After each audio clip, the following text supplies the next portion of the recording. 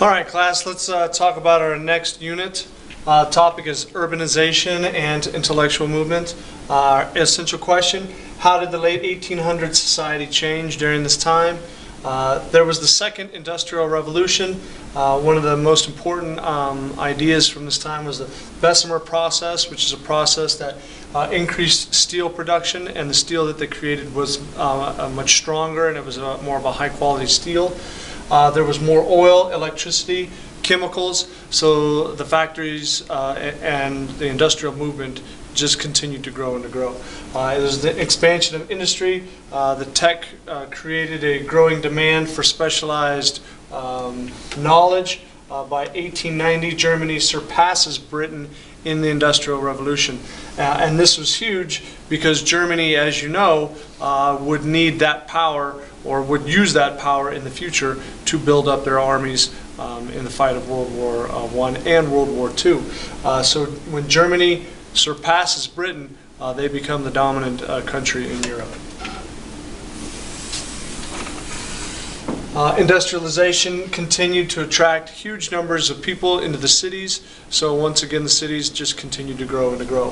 Urbanization, population of Europe increased by 50% between 1870 and 1914.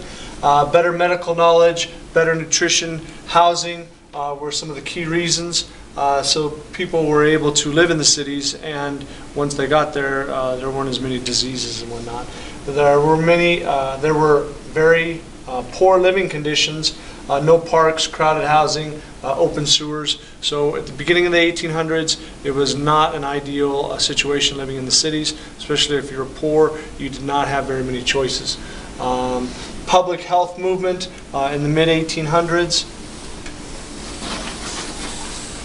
sought to remedy the high disease and mortality rate that occurred in the cities. People were dying merely from the flu, or from having to go to the bathroom in the streets. It was not very pretty. Sanitary idea believed disease could be prevented by cleaning up the environment. Britain passed the first public health law in 1848 after an outbreak of cholera. Cholera is just a disease that they get from the open sewers. By 1860s and 70s, many European cities made significant progress in public sanitation. And the next part is about urban planning. Some of the older cities like London and Paris had some tough issues with urban planning because their countries were, or their cities were created such a long time ago. But there were some places, especially in Paris, where they just bulldozed areas, and then they created new parks, new cities, new boulevards. Paris redeveloped. They created wide streets. They had middle-class housing. They created parks, and this was all something new. By 1890, the electric streetcar was rolling through most large European cities. By 1900, only 9% of the British urban population was overcrowded. So they recognized the need to be able to take care of people and get them into housing, and they did. Huge numbers of Southern and Eastern Europeans migrated to the United States. So this would have been like Italy, Hungary, places in southeastern Europe. Expansion of industry needed engineering, architecture, chemistry, accounting. They needed all those specialists.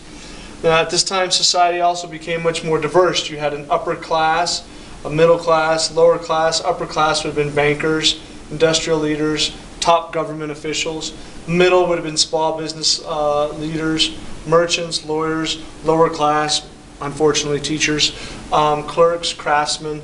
So the diversity within the society became much more pronounced. All right, I think this is our last board here. Now, the middle class, or the working class, made up about 80% of the people during this time, emphasized individual liberty based on economic success. So there was this idea of that you needed to have economic success to be considered in working class and to be successful. By the 1900s, over half of the working women were domestic servants. So that's a huge number. Romantic love became the most important reason for marriage. Before this, it might have been for economic or monetary value.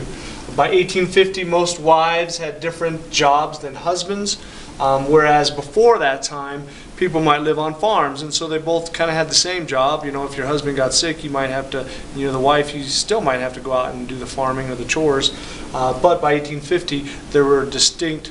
The husband went to this job, the wife went to this job. Husbands became the primary breadwinners. Also during this time in the middle class, there was a lower birth rate, but also a lower mortality rate. So there wasn't as many babies being born, but the ones that were born survived longer. All right, look forward to seeing you for our next video. See ya.